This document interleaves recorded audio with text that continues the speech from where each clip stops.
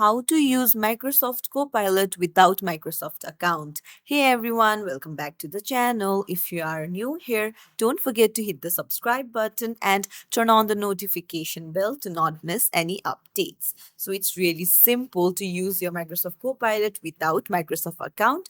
You just need to open up Copilot, go to search, open for Copilot, or you can use the shortcut key that is Windows plus C, and then Microsoft Copilot will open up and you can see that you're not signed in, but you can ask anything.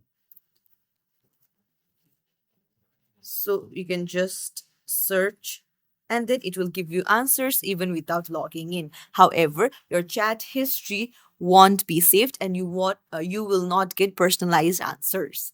And that's it. If you found this tutorial helpful, don't forget to like the video and subscribe to our channel for more tips and tricks. Thank you for watching.